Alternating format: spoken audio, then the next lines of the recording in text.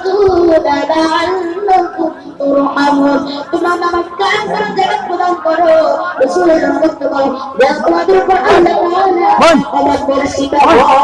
আল্লাহ রাসূল ইসলাম হাদিসের মধ্যে ঘোষণা করেছেন, আল্লাহ ইহাসাবু কিয়ামতের ময়দানে সর্বপ্রথম বান্দাদের নামাজের হিসাব নেওয়া হবে।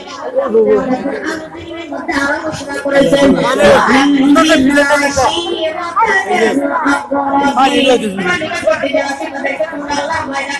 আল্লাহর ময়দানের অন্তরের মধ্যে নামাজ পড়া আর নামাজ পড়তে হবে জামাতের সাথে, কথা ঠিক কিনা? নামাজ পড়তে হবে কিসের সাথে? আমরা সকলে 5 ওয়াক্ত নামাজ জামাতের সঙ্গে পড়তে রাজি আছি তো? দেখাই ইমানের পরে তার উম্মতের প্রতি প্রত্যেক নামাজের গুরুত্ব বেশি দিয়েছিলেন, ব্যক্তিগত জীবন তিনি তার প্রতিফলন করেছিলেন। আল্লাহ রাসূল সাল্লাল্লাহু আলাইহি ওয়াসাল্লামের সাহাবী হযরত আবু হুরায়রা রাদিয়াল্লাহু তাআলা আনহু একটি হাদিস উল্লেখ করেছেন। বর্তমান একদিন আল্লাহ রাসূল সাল্লাল্লাহু আলাইহি ওয়াসাল্লামের নিকট একজন বন্ধু সাহাবী আসেন, এসে জিজ্ঞাসা করলেন, ইয়া রাসূলুল্লাহ, ইয়া হাবিবাল্লাহ, আনন্দ চোখে দেখি না, সাথে সঙ্গে পাই না, আমাদের যে গুরুত্বের কথা আপনি বললেন, আপনি গুরুত্ব দেওয়া যায় নাকি? আল্লাহ রাসূল সাল্লাল্লাহু আলাইহি ওয়াসাল্লাম বললেন, হ্যাঁ, তোমাকে গুরুত্ব দেওয়া। অন্য সাহাবীরা বলে দিয়েছেন, আল্লাহ রাসূল সাল্লাল্লাহু আলাইহি ওয়াসাল্লাম ওয়াদ সাহাবীকে বললেন, আল্লাহ সাহাবী তুমি কি আযান শুনতে পাও লাগে? অন্য সাহাবী বললেন, ইয়া রাসূলুল্লাহ, ইয়া হাবিবাল্লাহ, হ্যাঁ আমি আযান শুনতে পাই। আল্লাহ রাসূল সাল্লাল্লাহু আলাইহি ওয়াসাল্লাম বললেন, আযান শুনলে আযানের জবাব দিবা আর জামাতের সঙ্গে নামাজ আদায় করবা। নামাজ পড়ো যারা মুমিন মুসলমান, কবরের সময় তোমার হইবে আসা, ঠিক না? বলেন ঠিক কি ঠিক না?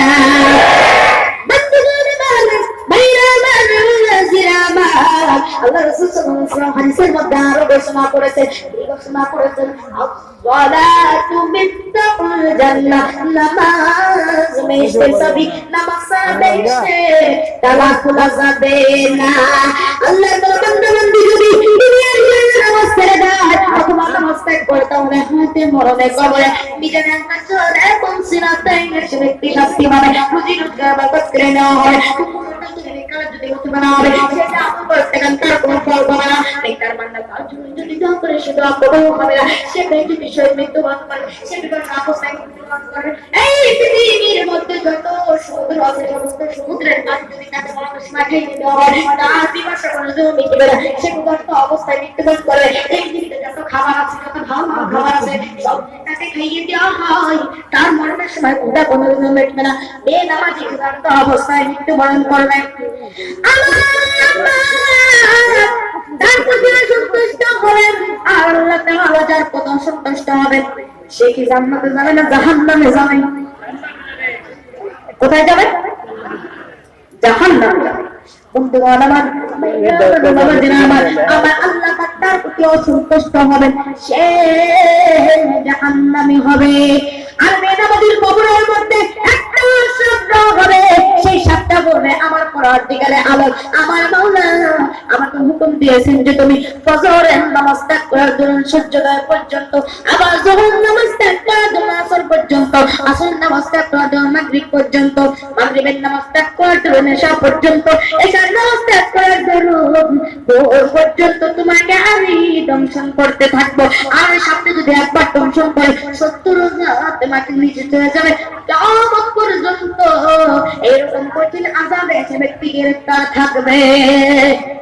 সাপে কাটবে রে গুলজার,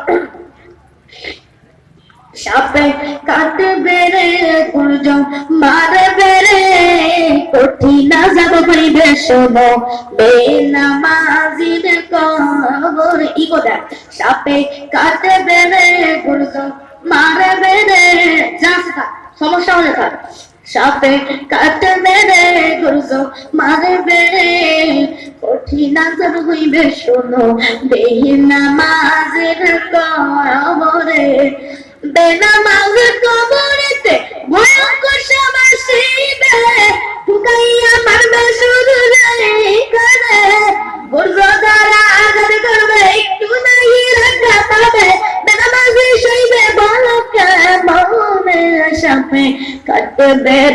গুলজ মানে বেরে কঠিন যাব হইবে শোনো নামাজের কবরে ربنا يا ربنا ربنا يا ربنا ربنا يا ربنا ربنا يا ربنا ربنا يا ربنا ربنا يا ربنا তোমার কাছে হাত পেতেছি হাত ফিরিয়ে দিও না রব্বানা ইয়া রব্বানা তোমার কাছে হাত তুলেছি হাত ফিরিয়ে দিও না রব্বানা ইয়া রব্বানা রব্বানা ইয়া রব্বানা রব্বানা ইয়া রব্বানা রব্বানা ইয়া রব্বানা ربنا يا ربنا ربنا يا ربنا ربنا يا ربنا تكنا দুনিয়ার জমিনে পাঁচ ওয়াক্ত নামাজ জামাতের সঙ্গে আদায় করে তাহলে আমার আল্লাহ পাক নগদে 5টি পুরস্কার দিবেন। বন্ধুগণ আমার একটি হবে দুনিয়াতে আর 4টি হবে পরকালে। 1 নম্বরে দুনিয়ার জমিনের সমস্ত রিজিকের অভাব দূর করে দিবেন, 2 নম্বরে কবরের আযাব maaf করে দিবেন, 3 নম্বরে বিজলির নামে পুরস্কার পার করে দিবেন। মানেটা কি? এই যে বৃষ্টি হচ্ছে, এই বৃষ্টি হওয়ার মধ্যে বৃষ্টি শেষ হয়ে গেলে আকাশে বিদ্যুৎ চমকায় না? বিদ্যুৎ মানে কারেন্টে যেমন শর্ট করলে যেরকম ওরকম চমকায় না, ঝিলিক দেয় না? ওই ঝিলিকটা দিতে কয় সেকেন্ড লাগে? সেকেন্ড তো লাগে না। আল্লাহ তাআলা খাঁটি ঈমানদার আল্লাহ তাআলা খাঁটি ঈমানদারকে ওই যে বিদ্যুৎ চমকাইতে ওই বিজলি হইতে যেমন 1 সেকেন্ড তো লাগে না, ওইরকম 30,000 বছরের পুরস্কার ওইরকম সেকেন্ডের আগে পার করে দিলেন। 4 নম্বরে আমলনামা ডান হাতে দিবেন, 5 নম্বরে বিনা হিসাব, কোনো হিসাব লাগবে না, বিনা হিসাবে আমার আল্লাহ পাক জান্নাত দিয়ে দিবে। আপনারা নামাজ পড়বেন না বন্ধুগণ আমার, আল্লাহ তাআলা কিন্তু দুনিয়ার জমিনে সমস্ত রিজিক উঠিয়ে নিয়ে যাবেন। 2 নম্বরে কবরের আযাবকে বাড়িয়ে দিবেন। 3 নম্বরে 30,000 বছরের পুরস্কার পার হওয়ার মধ্যে যখন মাঝখানে যাবে তখন কেটে কেটে জাহান্নামের মধ্যে ফেলাবেন। 4 নম্বরে আমলনামা তো জান্নাতে দিবেন না, আর 5 নম্বরে বিনা হিসাবে দোজখ দান করে দিবে। নাউজুবিল্লাহ বলুন বন্ধুগণ আমার। 5 ওয়াক্ত যদি নামাজ পড়েন তাহলে আগে যেই পুরস্কার কথাগুলো বললাম সেগুলো পেয়ে যাবেন, আর যদি আপনারা যে এখন যে পুরস্কারের কথা বললাম সেটা পেয়ে যাবেন। কোনটা চান আপনারা? এইটা চান না আগেরটা চান? তাহলে 5 ওয়াক্ত নামাজ পড়তে হবে, এতে কোনো ভুল নাই, সন্দেহ নাই। বন্ধুগণ আমার, আমাদের সকলকে 4টি কাজ করতে হবে এবং 4টি কাজ থেকে বিরত থাকতে হবে। ওই 4টি কাজ করতে হবে আমি বলছি শুনুন। 1 নম্বরে মতো 5 ওয়াক্ত নামাজ পড়তে হবে, 2 নম্বরে বেশি বেশি করে কোরআন তেলাওয়াত করতে হবে, 3 নম্বরে বেশি বেশি করে দান সদকা দিতে হবে, 4 নম্বরে অধিক পরিমাণে তাসবিহ তাহলিল পাঠ করতে হবে। কেন না এই 4টি নেক আমলের জন্য কবরের মধ্যে কঠিন সুখ হতে থাকবে, কবরের মধ্যে সুন্দর সুখ হতে থাকবে, আর কবরকে প্রশস্ত করা হবে এবং কবরকে আলোকিত করা হবে। আমাদের সকলকে 4টি কাজ থেকে বিরত থাকতে হবে। ওই 4টি কাজ থেকে আমি বিরত থাকতে হবে আমি বলছি শুনুন। 1 নম্বরে মিথ্যা কথা বলা থেকে দূরে থাকতে হবে, 2 নম্বরে গীবত করা থেকে দূরে থাকতে হবে, 3 নম্বরে চুগলখড়ি করা থেকে আমাদের সকলকে দূরে থাকতে হবে, আর 4 নম্বরে দুশ্মনের সাফারের প্রতি অবহেলা করা থেকে আমাদের সকলকে দূরে থাকতে হবে। কেননা এই 4টি বড় আমলের জন্য কবরের মধ্যে বড় বড় সাপ দেওয়া হবে, কবরের মধ্যে ভীষণ আযাব হতে থাকবে। আলোচনা করবো না করবো? বন্ধুরা আলোচনা চলবে না চলবে? চলবে তো ইনশাআল্লাহ।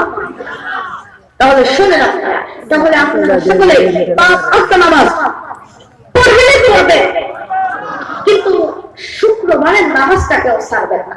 5 ওয়াক্ত তো পড়বেনই পড়বেন, আর সাথে শুক্রবারের নামাজটাকে ছাড়বেন না। গরিব মানুষ 1 ওয়াক্ত সব পেয়ে যাবেন। সুবহানাল্লাহ। সুবহানাল্লাহ তো আসতে কইলেন। গরিব মানুষ 1000 সওয়াব পাবেন। সুবহানাল্লাহ। বানানা মা আল্লাহ তাআলা কুরআনের কারীমের মধ্যে রব্বুল আলামিন কুরআনুল কারীমের মধ্যে সূরা বুরুজের 1 থেকে 3 নম্বর আয়াত পর্যন্ত বলেছেন ওয়াস-সামাঈ যাতিল বুরুজ, কক্ষ বিশিষ্ট আসমানের কসম, তার কক্ষ বিশিষ্ট আসমানের কসম, ওয়াল ইয়াউমিল মাউউদ, অঙ্গীকারকৃত দিবস কিয়ামতের দিনের কসম, ওয়া শাহিদিন ওয়া মাশহুদ, শুক্রবারের কসম, আরাফার ময়দানের কসম। 4টা কসম। কয়টা কসম? আরে ভাই জোরে বলেন না, কয়টা কসম? 4টা কসম।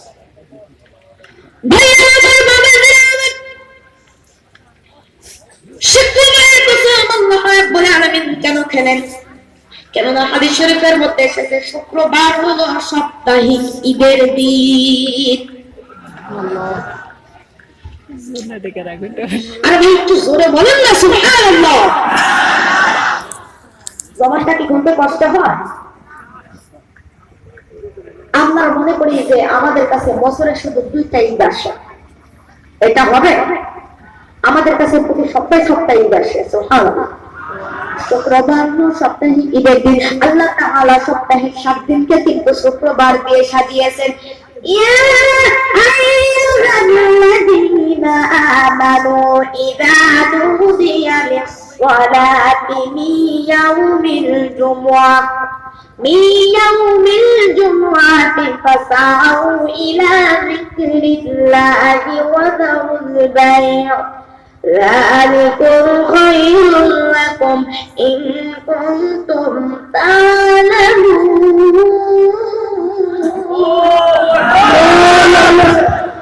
فإذا قضيت الصلاة فانتشروا في الأرض وابتغوا من فضل الله واذكروا الله كثيرا لعلكم تفلحون।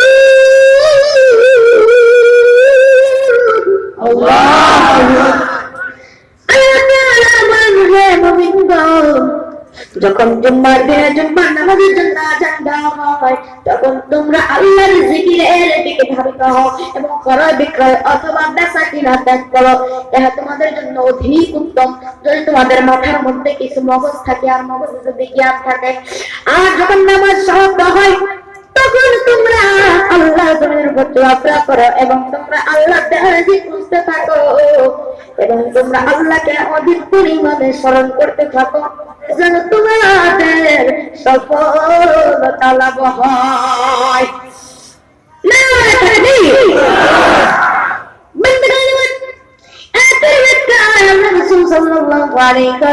বলেন শুক্রবার যখন জুম্মার নামাজের জন্য জুম্মার উপরে আযান দেওয়া হয়, আমার কোন উম্মত যদি বাড়িতে ওযু করে আল্লাহ নবী মহাসংবাদকে ঘোষণা করে দিলেন, তুমি মসজিদে রওনা হও নাই, তুমি মক্কা মদিনায় রওনা হয়েছে। মসজিদে এসে জুম্মার নামাজ পড়ে, মিটিং না করে, দরবার না করে, রহিল্লা না করে, সালাতের পর যদি ওযু সহকারে আপনি বাড়িতে ফিরে যেতে পারেন, আল্লাহর হাবিব মহাসংবাদদাতা ঘোষণা করে দিলেন, তুমি মসজিদ থেকে বাড়ি আসো না, তুমি মক্কা মদিনা থেকে হজ করে বাড়িতে ফিরিলা।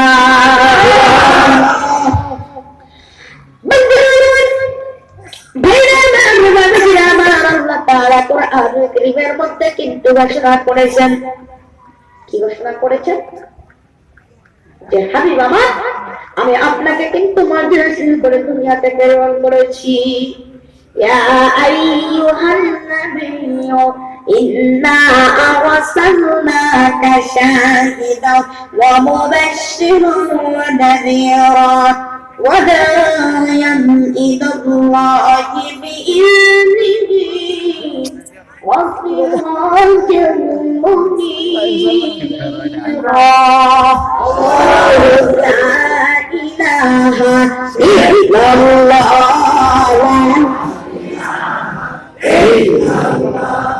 لا إله إلا الله لا إله إلا الله محمد رسول الله سبحان الله الحمد لله ولا إله إلا الله لا إله إلا الله لا إله বাড়ি বাড়ি কররে বান্দা এই বাড়ি তো তোমার নয় ঠিক না বেঠি বাড়ি বাড়ি কররে বান্দা এই বাড়ি তো তোমার নয় সাড়ে তিন হাত মাটির কবর সেই বাড়ি তো তোমার হয় সুবহানাল্লাহ আলহামদুলিল্লাহ লা ইলাহা ইল্লাল্লাহ লা ইলাহা ইল্লাল্লাহ লা ইলাহা ইল্লাল্লাহ জায়গা জায়গা কোহরে বান্দা এই জায়গা তো তোমার নয় জান্নাত হবে আসল জায়গা সে জায়গা তো তোমার হয় সুবহানাল্লাহ আলহামদুলিল্লাহ ওয়ালা ইলাহা ইল্লাল্লাহ লা ইলাহা ইল্লাল্লাহ লা ইলাহা ইল্লাল্লাহ আইসো একা যাইবারে একা সঙ্গে কেহ যাবে না কিনা আইসো একা